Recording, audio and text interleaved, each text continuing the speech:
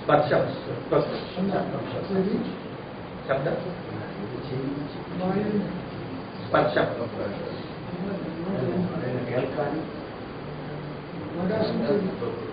വായു അതിന്റെ ഇന്ദ്രിയം അത് തന്നെ തൊലി തൊലി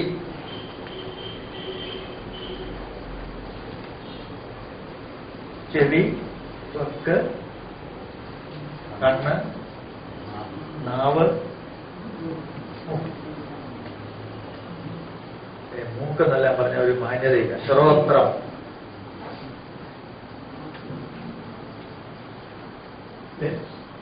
കണ്ണെന്ന് പിന്നെ ഒരു രസമില്ല നയനം നേത്രം എന്നൊക്കെ പറയും ഇതാണ് സപ്തശുദ്ധി ഒരു പരിപാടി തന്ത്രിപാടി ചോദിച്ചാൽ പറഞ്ഞു അതെല്ലാം പറയണത് ഇങ്ങനെയാണ് ശബ്ദസ്പർശ രൂപരസ്വഗന്ധാമേ ശുദ്ധ്യത്വം ജ്യോതിരഹം പച്ചത്തില് മന്ത്രമൊക്കെ പറയും എന്താ പറയണേ പറയണവർക്കും അറിയില്ല കേൾക്കണവർക്കും അറിയില്ല സംഗതി ഇതാ ഇതൊക്കെ ഈ അടിസ്ഥാന തത്വങ്ങളുടെ ബേസ്പുരമാണ് ഈ മന്ത്രങ്ങളിലൊക്കെ ചുമ്മാ എടുത്ത് ഉറങ്ങി ഇങ്ങനെ പറയണു എന്തിനോ ഇത്ര എന്നിട്ട് കുറെ നെയ്യോ ബാക്കി എന്തെങ്കിലും കോരി ഒഴിച്ചോണ്ടിരിക്കുന്നു ഇതാണ് വളർത്തത്തിൽ വേണ്ടത് എന്നിട്ട് പറഞ്ഞതാ അതുമാതിരി ഓരോ ഘടകങ്ങളാണ് നിർമ്മിക്കുന്നത് മനോബുദ്ധി അഹങ്കാരോമേ ശുദ്ധന്ത ഇങ്ങനെ പറയുന്നത് അങ്ങനെ 7 തരത്തില് സപ്തശുദ്ധിയില് ഇത് വരുന്നതാണ് അത് ഇവിടെയെല്ലാം മനുഷ്യന്റെ ഒരു അനാലിസിസ് ആണ് അവിടെ നടക്കുന്നത് ഇതൊക്കെ ഇത് ശുദ്ധി ഉണ്ടാക്കാൻ വേണ്ടിയാണ് ഇങ്ങനെ കാണിച്ചാൽ വരൂ മന്ത്രം പറഞ്ഞാൽ ശുദ്ധി ഉണ്ടാകുമോ ഉണ്ടാവില്ല നമ്മളിപ്പോ അങ്ങനെ ആയിപ്പോയി ഇതൊരു ബേസിക് സിദ്ധാന്തമാണ് അങ്ങനെ ഇത് കൊടുത്തതിനിടയ്ക്ക് ഒരല്പം ഈ ഗ്രഹങ്ങളെ കൂടെ ഇതിന്റെ കാരകത്വങ്ങളെ കൂടി ഓരോ ഗ്രഹങ്ങൾക്കും ഓരോ ഭൂതത്തിന്റെ കാരകത്വം കുജാതി ഗ്രഹങ്ങൾക്ക് ക്രമേണ കൊടുത്തിരിക്കുന്നത് ഈ സൂര്യചന്ദ്രന്മാരെ അങ്ങ് വിട്ടു ബാക്കി താരാഗ്രഹങ്ങൾ ഈ 2 ഗ്രഹങ്ങളെ പ്രകാശഗ്രഹങ്ങൾ എന്നാണ് പറഞ്ഞത് സൂര്യനും ചന്ദ്രൻ ബാക്കിയുള്ള താരാഗ്രഹം അതിൽ ഈ പ്രകാശഗ്രഹങ്ങളായിട്ടുള്ള സൂര്യനും ചന്ദ്രനെ അങ്ങ് വിട്ടിട്ട് പഞ്ചഭൂതങ്ങളിൽ ഓരോന്നിന്റെ ആധിപത്യം 5 താരാഗ്രഹങ്ങൾക്കാണ് കൊടുത്തത് അതിൽ ആകാശഭൂതത്തിന് കാരകൻ വ്യാഴം വായുഭൂതത്തിന് ശനി അഗ്നിഭൂതത്തിന് ചൊവ്വ ജലഭൂതത്തിന് ശുക്രൻ പൃഥ്വിഭൂതത്തിന് ബുധൻ ആണ് അതിന്റെ സൂചകൻ കാരകൻ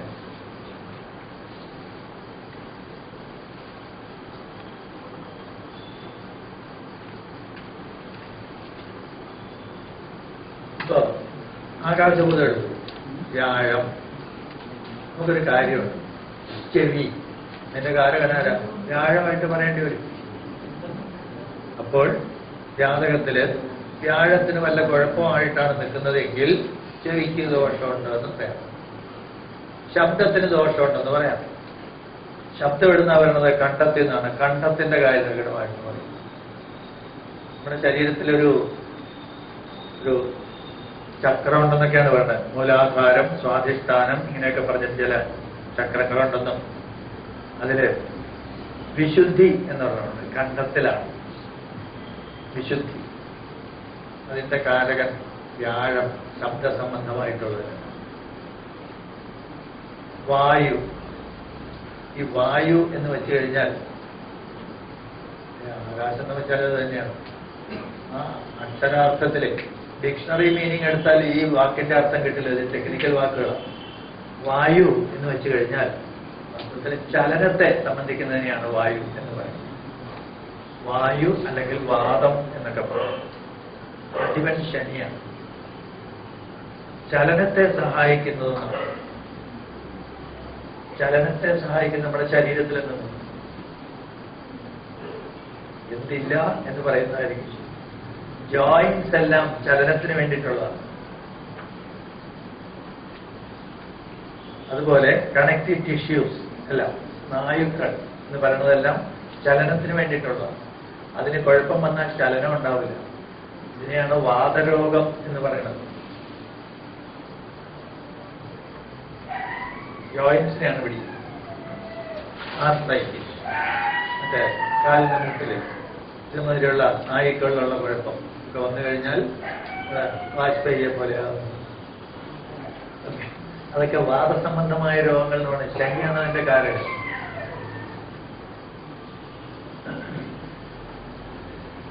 ചൊവ്വ അഗ്നിഭൂതത്തിന്റെയാണ്. കണ്ണുകൊണ്ടുള്ള സകല കാര്യങ്ങളും ഇതിന്റെ കൂട്ടത്തിൽപ്പെടും. എനർജി സംബന്ധിച്ച കാര്യങ്ങളെല്ലാം ഈ കൂട്ടത്തിൽപ്പെടും. ഫയർ എന്ന് മാത്രമല്ല, അപ്പുറം പോണം. ജലം, ഇത് ആസ്വാദ്യമായ എല്ലാം, ഭോഗകാരകനാണ് ശുക്രൻ എന്ന് പറയുന്നത്. ആസ്വദിക്കാവുന്നതെല്ലാം ആണ് ശുക്രനെ കൊണ്ടുവരുന്നത്. അതിന്റെ കാരകൻ ശുക്രൻ ജലഭൂതത്തിൽ നിന്ന് വന്നിരിക്കുക. എല്ലാം തികച്ചതാണ് ബുധൻ, പൃഥ്വി.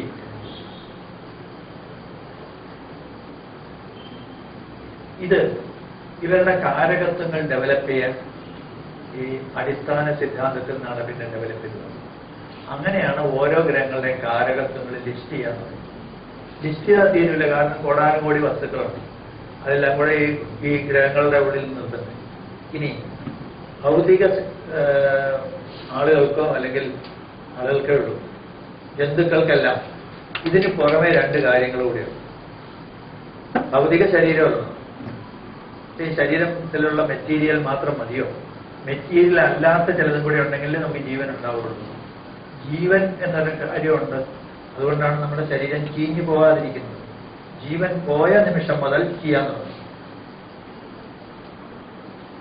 അപ്പോൾ ആ ജീവന് ഒരു പേര് കൊടുത്താണ് ആത്മാവെന്ന്. ആത്മാവെന്ന് പറയുന്നത്. അതോ അത് ഈ പ്രപഞ്ചം മുഴുവൻ കൂടെ നിറഞ്ഞു കിടക്കുന്ന എന്തോ അത് എന്തെങ്കിലും പേര് കൊടുത്തുള്ളൂ അതിന്.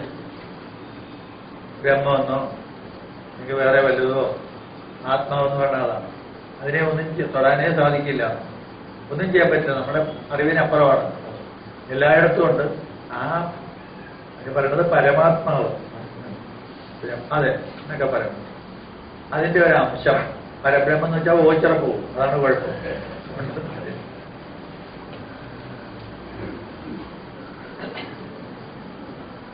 അങ്ങനെയുള്ള അതിൻ്റെ ഒരു കണിക നമ്മുടെ ഉള്ളിലുണ്ട്. അതിന് ജീവാത്മാവെന്ന് വേർതിരിച്ച് പറയും.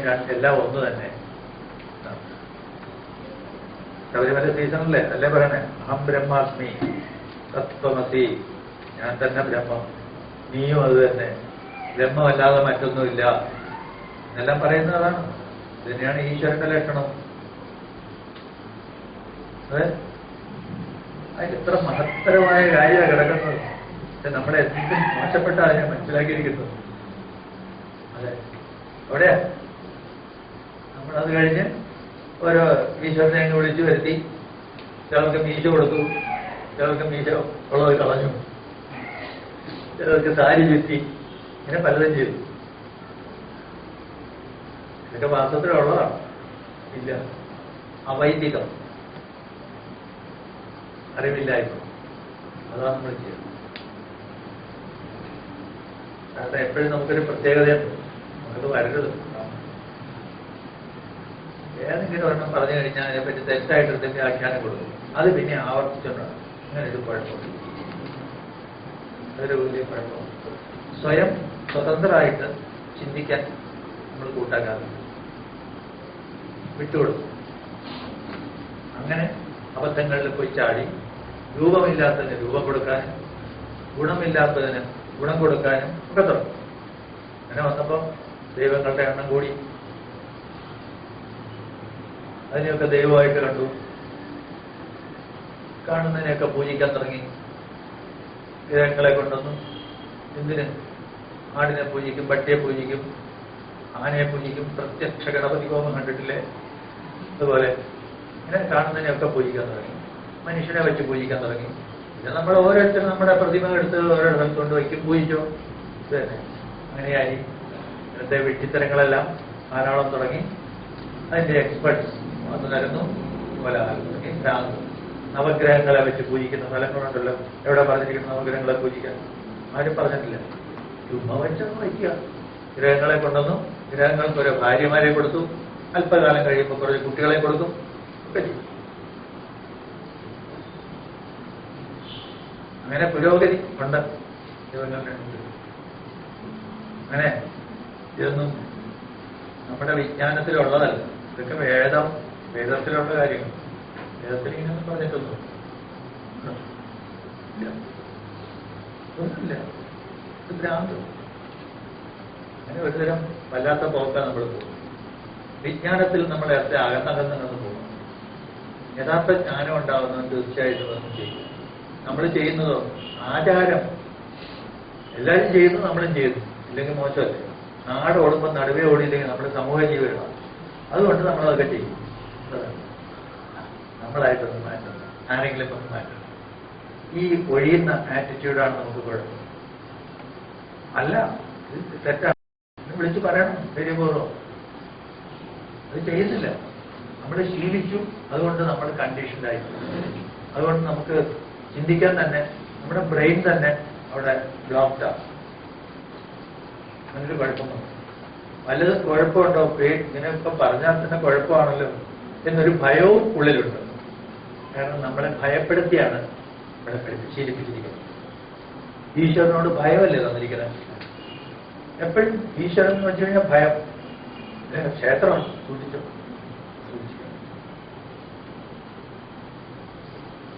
ഇങ്ങനെ ഭയപ്പെടുത്തിയാണ്. അതുകൊണ്ട് നമ്മുടെ ഉള്ളിൽ നമ്മൾ അറിയാതെ ഒരു കാര്യമാണ്, ഇത്തരം കാര്യങ്ങൾ തുടർന്നത് സൂക്ഷിക്കണം, അല്ല കുഴപ്പം വന്നാലും. അങ്ങനെ പേടിപ്പിക്കുന്നതുകൊണ്ടാണ് നമുക്ക് സ്വാതന്ത്ര്യമില്ലാതായത്. സ്വതന്ത്രമായിട്ട് ചിന്തിക്കാൻ കഴിയാതെ.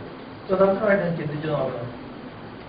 അതാണ് സുബ്രഹ്മണ്യ ഭാരതി വിളിച്ച് പറയുന്നത്, കേളുപ്പാപ്പ കേളുപ്പാപ്പ, കേൾവികൾ 1000 ചോദിച്ചുകൊണ്ടേയിരിക്കണം. ഉത്തരം പറയണം. പറയാൻ ഒരു ബാധ്യസ്ഥരാണ്. തരാൻ പറ്റിയില്ലെങ്കിൽ മാറ്റ്. അതാണ് വേണ്ടത്. അതിനോട് സ്വതന്ത്രമായിട്ടും ചിന്തിച്ചാലേ പറ്റൂ. അങ്ങനെയാണ് നമ്മുടെ ഈ സിദ്ധാന്തത്തിലേക്ക് പോകാൻ കാരണം. അതാണ്. കാരകത്വങ്ങളുടെ അടിയിൽ എന്തെങ്കിലും ഉണ്ടോ? ഉണ്ട്. വ്യക്തമാണോ? വ്യക്തമല്ല. ഇതൊന്നും വ്യക്തമല്ല. ഇതിന്റെ ഒരു അടിസ്ഥാനമാണ്. എന്നാണ് വരുന്നത്. അങ്ങനെയാണ് ഇവർക്ക് ആ കറസ്പോണ്ടിങ് ഇന്ദ്രിയങ്ങൾ കൊടുത്തതും ഇതുമെല്ലാം വന്നതും ഈ കാരകത്വങ്ങളിലേക്ക് വരുന്നത്. നമ്മളിതൊന്നും ചിന്തിക്കാറേയില്ലല്ലോ. സൂര്യൻ കുറെ കാരകത്വങ്ങൾ, താമ്രം, സ്വർണം, പിതൃശുഭഫലം, ജാത്മസൗഖ്യം, പ്രതാപം, ഏതോ ഒരുത്തരം എഴുതി വെച്ചു. അത് മുഴുവൻ നമ്മളിങ്ങനെ നോക്കും. ഇങ്ങനെ നമ്മൾ ശീലിച്ചു പോയി. മന്ത്രം പോലെ തന്നെ നമ്മളെല്ലാം എങ്ങനെയാണ് കാണാതെ പഠിക്കും. അർത്ഥം അറിയില്ല, എങ്ങനെ ഇത് വന്നെന്ന് നോക്കില്ല. നോക്കണം, എങ്ങനെയാണ് ഇത് ന്യായമാണോ, ഇത് ശരിയാണോ നോക്കട്ടെ. അത് ചെയ്യാൻ നമ്മൾ കൂട്ടാക്കാറ്. അതാണ് ഈ ശാസ്ത്രത്തിന് വന്നിട്ടുള്ള ദോഷം. ശാസ്ത്രവും ആചാരവുമായിട്ട് നമുക്ക് കൺഫ്യൂസ്ഡ്. ആചാരങ്ങളെല്ലാം ശാസ്ത്രമാണ് തെറ്റിദ്ധരിച്ചു. അങ്ങനെ നമ്മൾ ഇതുകൊണ്ടാക്കി ആചാരങ്ങൾ അങ്ങേയറ്റം മാനിക്കണമെന്നും ആചാരങ്ങളെ പറ്റിയെല്ലാം സകലതും എല്ലാം പറഞ്ഞിട്ട് ആചാര പ്രഥമോ ധർമ്മോ ധർമ്മസ്യ പ്രഭുരച്യുത. അച്യുതൻ അങ്ങനത്തെ ആളാണ്. അപ്പം ഇനി ആരും ചോദിക്കരുത്, ദൈവത്തെ ചോദ്യം ചെയ്യരുത്, ആചാരത്തെ ചോദ്യം ചെയ്യാൻ പാടില്ല. എന്തിന്? ആചാരം കൊണ്ട് ജീവിക്കുന്നവർക്ക് മേൽസ്ഥാനം കിട്ടാൻ വേണ്ടിയിട്ടല്ല, അതൊന്നുമല്ല. അങ്ങനെയാണ് പറ്റത്. ശരി, ആ ആചാരത്തിലുള്ള അർത്ഥം മനസ്സിലാക്കിയത് അതുമില്ല. അപ്പൊ ചങ്ങലയ്ക്ക് ഭ്രാന്ത് പിടിച്ച അവസ്ഥ ഇന്നത്തെ ഇന്റർപ്രിട്ടേഷൻ എല്ലാം കാണാതെ. ഇത് മാറ്റാനായിട്ട് അനവധി ആളുകൾ, ചിന്തകന്മാര് പലപ്പോഴും ശ്രമിച്ചിട്ടുണ്ട്, കളിച്ചിട്ടില്ല, പറ്റുന്നില്ല. അത് കാരണം അവരെന്ത് ചെയ്തു? അവരും സ്വല്പം മാറ്റി തുടങ്ങി. ശങ്കരാചാര്യൻ ഉൾപ്പെടെ പല ആളുകൾ, ചിന്തകന്മാര് സ്വല്പം ഈ പ്രാകൃത രീതികൾ കൂടെ കൂട്ടി ഇടയ്ക്ക് ഒരു കോംപ്രമൈസിലെത്തുകയാണ് ചെയ്യുന്നത്.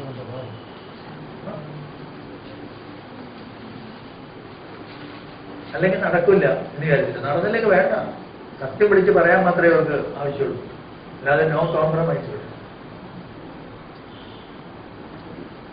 അങ്ങനെ എന്റെ തന്റെ ഇടം ഉണ്ടാകാത്തവർക്ക് കഷ്ടമാണ്. അതൊക്കെ ജാതകം പരിശോധിച്ചാലേ അറിയാം.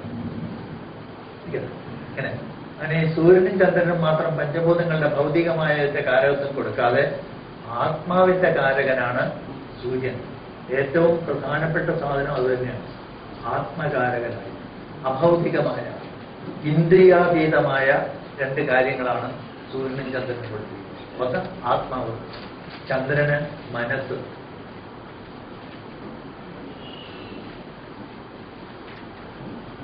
മനസ്സിന്റെ കാര്യം.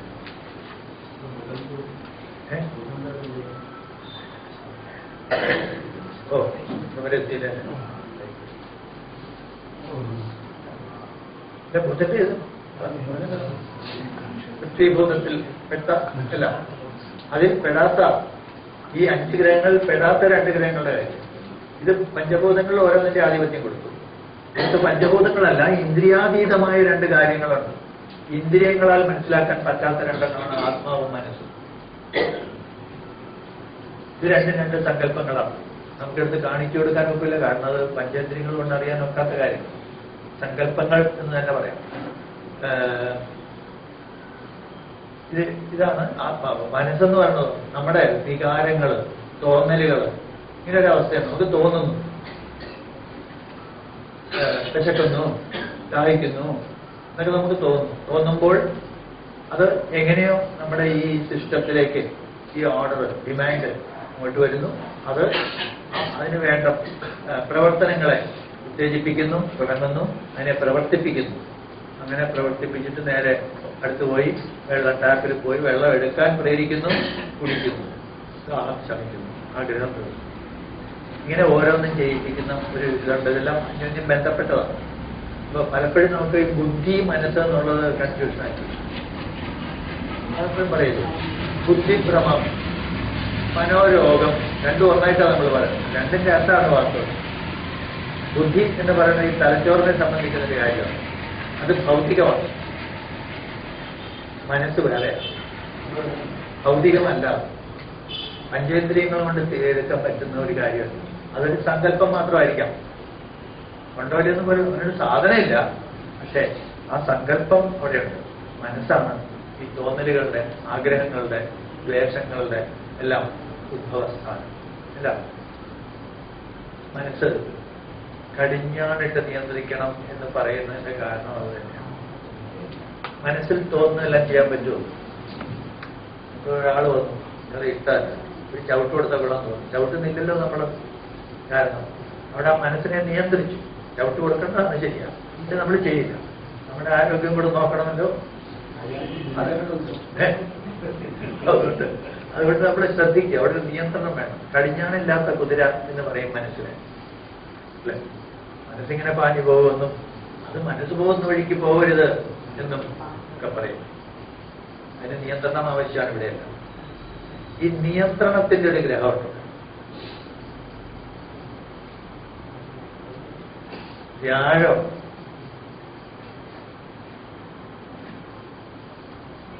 അതാണ് വ്യാഴത്തിന്റെ സ്ഥാനം.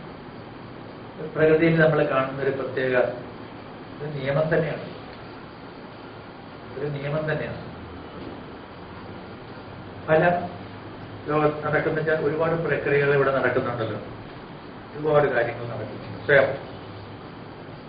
അങ്ങനെ സ്വയം നടക്കുന്ന സ്പോണ്ടേനിയസ് പ്രോസസ്, അതെല്ലാം ഒരു പ്രത്യേകതയാണ്. Spontaneous process. ഇപ്പോൾ ഒരു വെള്ളം ഉയരത്തിൽ നിന്ന് കീഴോട്ട് തന്നെ ഒഴുകുന്നു, തിരിച്ച് പോകാറുണ്ട്. എല്ലാം സ്പോണ്ടേനിയസ് പ്രോസസ് നടത്തുന്നത്. ഒരു വെയിറ്റ് ഇവിടെ തടഞ്ഞു നിർത്തിയിരിക്കുന്നുണ്ട്, വീഴുന്നില്ല, തന്നെ വീഴൂല. തിരിച്ചു കയറുന്നില്ലല്ലോ, കയറൂല. ഒരു ഒരു ഒരു ഒരു നിയമം, അനുഭവ നിയമമാണ് ഇത്. No spontaneous process will reverse itself spontaneous. അങ്ങനെ ചെയ്യണമെങ്കിലോ അവിടെ നമ്മൾ കുറെ പ്രവൃത്തി എടുക്കണം, എനർജി എക്സ്പെൻഡിച്ചർ. ഞാൻ ഇത്രയും പ്രവൃത്തി എടുത്തപ്പോഴാണ് ഒക്കാനേ പറ്റുള്ളൂ. പൊങ്ങൂല. ഇതൊരു നിയമമാണ്. നമുക്ക് തെളിവ് കൊടുക്കാനൊക്കാത്ത നിയമമാണ്, അടിസ്ഥാന നിയമം. രണ്ടാമത്തെ താപഗതിക നിയമം. ഇതിനൊരു പ്രത്യേകതയുണ്ട് ഇത്തരം പ്രോസസ്സുകൾക്കെല്ലാം. എന്താണെന്നറിയോ? ഒരു സ്പോണ്ടേനിയസ് പ്രോസസ് നടക്കുമ്പോൾ അത് ചുറ്റുപാടിൽ പ്രവൃത്തി, വർക്ക്, അത് നിയന്ത്രിച്ച് നടത്തിയാലോ ആ കിട്ടുന്ന പ്രവൃത്തി നമുക്ക് അനുകൂലമായിട്ട് ടൈം ചെയ്യാൻ പറ്റും. വെള്ളച്ചാട്ടമുണ്ട്, അരുവിക്കരലും വെള്ളം ചാടിക്കൊണ്ടേയിരിക്കും. പക്ഷെ നമുക്ക് ഇലക്ട്രിസിറ്റി ഒന്നും കിട്ടുന്നില്ലല്ലോ. പള്ളിവാസലിലും ഉണ്ട് ഇതേപോലെ തന്നെ കുറച്ചുകൂടെ വലിപ്പമുണ്ടായി വെള്ളച്ചാട്ടം. അതിൽ നിന്ന് നമുക്ക് ഇലക്ട്രിസിറ്റി കിട്ടുന്നല്ലോ. അതെങ്ങനെ? അതിനെ നിയന്ത്രിച്ചു വിട്ടു അല്ലേ? ഇങ്ങനെ ഏത് സ്പോണ്ടേനിയസ് പ്രോസസ്സിൽ നിന്നും യൂസ്ഫുൾ വർക്ക് നമുക്ക് കിട്ടും. ഇത് മാനസികമായ പ്രക്രിയകൾക്കും ബാധകമാണ്. ഇപ്പം മനസ്സിലെ സ്വയം ഇങ്ങനെ ഉണ്ടാകുന്ന കാര്യങ്ങൾ നിയന്ത്രിതമാണെങ്കിൽ യൂസ്ഫുൾ ആയിരിക്കും, അല്ലെങ്കിൽ വേസ്റ്റ്, ഡിസിപ്പേഷൻ. എപ്പോഴും കണ്ടുകൊണ്ടിരിക്കുന്ന നിയമങ്ങൾ ഇതെല്ലാം ഈ പലപ്പോഴും നമ്മൾ ഭൗതികമല്ലാത്തതെന്നൊന്നും പറഞ്ഞ് നോക്കണ്ട. ഇതെല്ലാം ഒരേ ഇത് തന്നെയാണ്. ഇവിടെ എല്ലാം നിയമങ്ങൾ, അടിസ്ഥാന നിയമങ്ങൾ സെയിം ഇത് തന്നെയാണ്. മനസ്സിനെ ബാധിക്കുന്ന പോലെ തന്നെയാണ് ഇതിനെയും ബാധിക്കുക. അങ്ങനെ അടിസ്ഥാന കാരകത്വങ്ങൾ ഇങ്ങനെ കൊടുക്കും. ഇനി ഈ സൂര്യചന്ദ്രന്മാര് മറ്റു ഗ്രഹങ്ങളെ പോലെ തന്നെ നമ്മുടെ ചുറ്റും കറങ്ങുന്നതാണ്. അതുകൊണ്ട് അവരെ കൊണ്ട് വല്ല മെറ്റീരിയൽ ആയിട്ടുള്ള സാധനങ്ങൾ ചിന്തിക്കണമെങ്കിലോ, അങ്ങനെയാണെങ്കിൽ ചൊവ്വയെ പോലെയാണ് സൂര്യൻ. പഞ്ചഭൂതങ്ങളുമായിട്ട് ബന്ധിക്കണമെങ്കിൽ ആത്മകാരകനായ സൂര്യൻ ഭൗതിക കാര്യങ്ങളിൽ അഗ്നിഭൂതത്തെയാണ്. അതുകൊണ്ട് ചൊവ്വയും സൂര്യനും സധർമ്മികളാണ്, സിമിലർ കാരകത്വങ്ങൾ. വളരെയധികം ചർച്ചയുണ്ട്, വ്യത്യാസമുണ്ട്. അതുപോലെയാണ് ചന്ദ്രനും ശുക്രനും തമ്മിൽ. ചന്ദ്രന് ഭൗതിക കാര്യങ്ങളിൽ കാരകത്വം വേണമെങ്കിൽ ശുക്രനെ പോലെ ജലബന്ധത്തിലാണ്, ജലഭൂതമാണ്. ഇത് ബന്ധപ്പെടുന്നുണ്ട്. വാസ്തവത്തിൽ ആ രണ്ട് ഗ്രഹങ്ങൾക്ക് ഈ പഞ്ചഭൂതങ്ങളിൽ നിന്ന് അപ്പുറമുള്ള രണ്ട് കാര്യങ്ങളെയാണുള്ളത്. ഭൗതികമായ കാര്യങ്ങളുമായിട്ട് ബന്ധപ്പെടുത്തണമെങ്കിൽ അതുകൊണ്ട് സൂര്യനും ചൊവ്വയും സധർമ്മികളാണെന്നും ചന്ദ്രശുക്രന്മാരും സധർമ്മികളാണെന്നും ഒരേപോലെയുള്ള വ്യത്യാസമുണ്ട്. പക്ഷെ സാദൃശ്യം നല്ല പോലെയാണ്. ഇങ്ങനെ കാരകത്വങ്ങളുടെ അടിസ്ഥാനം ഇവിടുന്ന്. ഇനി ഇത് വെച്ചിട്ടാണ് നമ്മൾ തുടങ്ങാൻ പോകുന്നത്. ഓരോ ഗ്രഹങ്ങൾക്കുമുള്ള കാരകത്വങ്ങൾ കണ്ടുപിടിക്കുന്നത്. ഇത് മാത്രമല്ല, ഇനിയും ചിലത് കാരകത്വങ്ങൾ മനസ്സിലാക്കാൻ സൗകര്യത്തിന് ഈ അടിസ്ഥാനത്തിൽ ഈ പഞ്ചഭൂതങ്ങൾ പോലെ തന്നെ 3 ഗുണങ്ങളുണ്ടെന്ന് പറയും. ത്രിഗുണങ്ങൾ: സത്വം, രജസ്, തമസ്. ഇങ്ങനെ 3 ഗുണങ്ങൾ. സത്വഗുണം, രജോ ഗുണം, തമോ ഗുണം.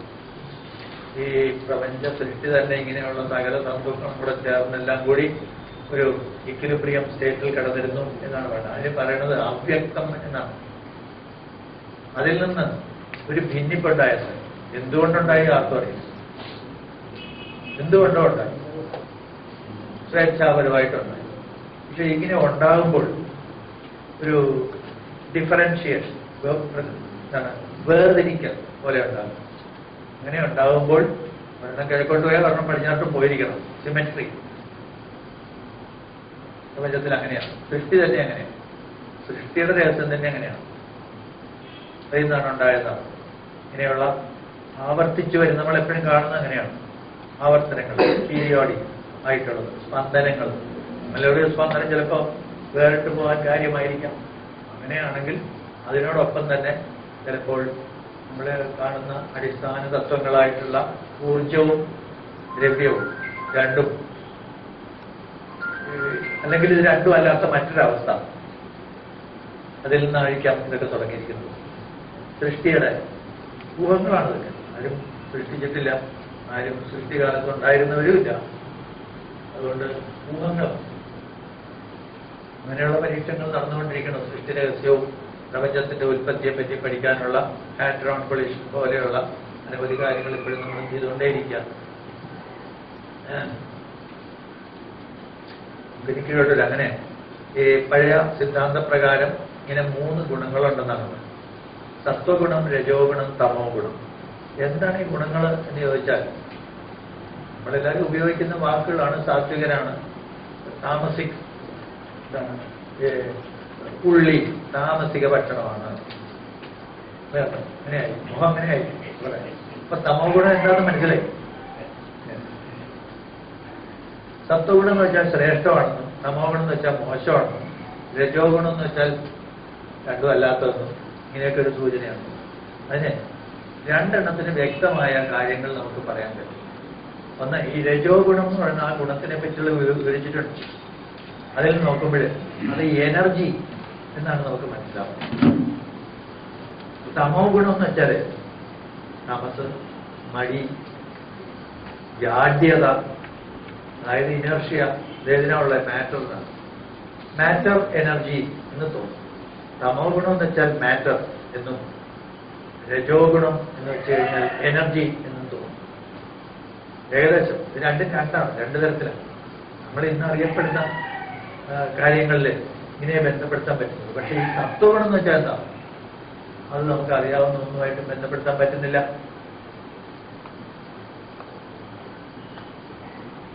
ഈ 2 എണ്ണേ ഉള്ളൂ. മൂന്നാമത്തെ അതിൽ പിടിയില്ല. നമ്മൾ പറയണത് ആരും വ്യക്തമായിട്ട് പറഞ്ഞിട്ടില്ല എന്നുള്ളതാണ് വാസ്തവം. വ്യക്തമായിട്ട് പറഞ്ഞു സത്വഗുണം നിശ്ചയിച്ചതാണ്, തമോ ഗുണം നിശ്ചയിച്ചതാണ്, രജോ ഗുണം നിശ്ചയിച്ചതാണ്. അത് വ്യക്തമായിട്ട് ആരും പറയണില്ല. എല്ലാ ദോഷങ്ങളും ഇല്ലാത്തത് എന്നേ ഉള്ളൂ. അപ്പൊ ദോഷങ്ങൾ എന്താണെന്ന് പറയുന്നത് നമുക്കറിയില്ല. ദോഷങ്ങളില്ല എന്ന് പറഞ്ഞാൽ മതിയോ? ദോഷം എന്ന് വെച്ചാൽ എന്ത്? ഒരു ദോഷവും ഇല്ലാത്ത എല്ലാം ശ്രേഷ്ഠം ഏറ്റം ഇതാണ്.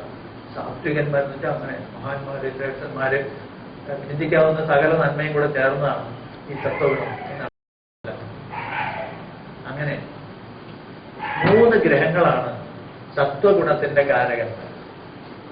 എല്ലാ ഗ്രഹങ്ങൾക്കും ഒരു ഗുണം ഉണ്ടാവും. സൂര്യൻ, ചന്ദ്രൻ, വ്യാഴം, 3 പേര് സത്വഗുണങ്ങളുള്ള ഗ്രഹങ്ങളാണ്. ഈ ഒരു ഗുണവുമായിട്ട് ബന്ധപ്പെടണം. ഭൗതികമായിട്ടുള്ളത് മാത്രം പോരാ, അല്ലാതെ ചില ഗുണങ്ങളുമായിട്ട് ബന്ധപ്പെടുമ്പോൾ മാത്രമേ അതിന്റെ പൂർണ്ണത വരുള്ളൂ. അങ്ങനെ പദാർത്ഥങ്ങൾക്കെല്ലാം, വസ്തുക്കൾക്കെല്ലാം ഈ ഗുണങ്ങളും ഇനി ഈ പറഞ്ഞ ത്രിഗുണങ്ങളിൽ ഓരോന്നോ അല്ലെങ്കിൽ എല്ലാമോ. രജോ ഗുണത്തിന് സത്വഗുണം, രജോ ഗുണത്തിന് ചൊവ്വ, ബുധനും ശുക്രനും രജോ ഗുണത്തിന്റെ ഗ്രഹം കാരകന്മാരാണ്. ഈ സത്വഗുണം എന്ന് വെച്ച് കഴിഞ്ഞാൽ പ്രപഞ്ചത്തിലുള്ള യാതൊന്നിനും ദോഷം വരുത്താതിരിക്കുന്ന ഒരവസ്ഥയാണ്. പ്രപഞ്ചത്തിലുള്ള യാതൊന്നിനും ഒരു ദോഷവും വരുത്താതിരിക്കുക, ദുഃഖം ഇല്ലാത്തത്. ദുഃഖം എന്ന് വെച്ച് കഴിഞ്ഞാൽ ആർക്കെങ്കിലും ദുഃഖം ഉണ്ടായാലും ദുഃഖമാണ്. തന്നെത്താനെ ചെയ്താലും ഇതാണ്. ശൂലം കുത്തിയാലും ദുഃഖമാണ് വരുന്നത്. പാപമാണ്. അതെ, പാപമാണ്. ശൂലങ്ങൾ കുറെ എണ്ണം പോയില്ലേ മേലെ? അതും തെറ്റ. രാക്ഷസീയ ഗുണമെന്നാണ് പറഞ്ഞത്. തമോ ഗുണത്തിന്റെയാണ് ഇതിന് പറയുന്നത് പാഷണ്ഡ രീതികൾ എന്നാണ് പറയുന്നത്. ഈശ്വരപ്രീതിക്ക് വേണ്ടി ദേഹത്തിന് മുഴുവൻ കൂടെ 1000 വേല് തറയ്ക്കുക, കത്തിയെടുത്ത് ഇങ്ങനെ ഈ കവളത്ത് കുത്തിയിട്ട് ഈ കവളത്തോടെ വരുത്തുക, ഇതെല്ലാം പാഷണ്ഡ രീതികളാണ്. തമോ ഗുണത്തിന്റെയാണ്. തമോ ഗുണം ദോഷത്തിലുള്ളൂ. രാക്ഷസി എന്ന് വെച്ചാൽ അതെന്താണ്? രാക്ഷസന്മാരെ എങ്ങനെ ചിത്രീകരിക്കണം? കുടിക്കുക, കിടന്നുറങ്ങുക, അടിപിടി കൂടുക, ഇതൊക്കെ തന്നെ. ഇങ്ങനത്തെ ഒരു ഇതാണ്. അവർക്ക് ഉയർച്ച ഉണ്ടാവില്ല, അധോഗതി വരുമെന്നാണ് അവസ്ഥ. അങ്ങനെയുള്ള നമുക്ക് ദോഷം വരുത്തുന്ന അലസത ഇതുമാതിരിയുള്ള ദുർഗുണങ്ങളുടെ കേന്ദ്രമാണ് ഈ തമോ ഗുണം. അങ്ങനെ രണ്ട് തമോ ഗുണത്തിന്റെ ഗ്രഹങ്ങളാണ് ശനി, ചൊവ്വ. തമസ് എന്ന് വെച്ചാൽ ഇരുട്ടെന്നാണ്. ഇത് അറിവില്ലായ്മയാൽ വരുന്നതാണെന്നാണ് പറയുന്നത്. തമസ് ഇരുട്ട്, ഒന്നുമില്ല.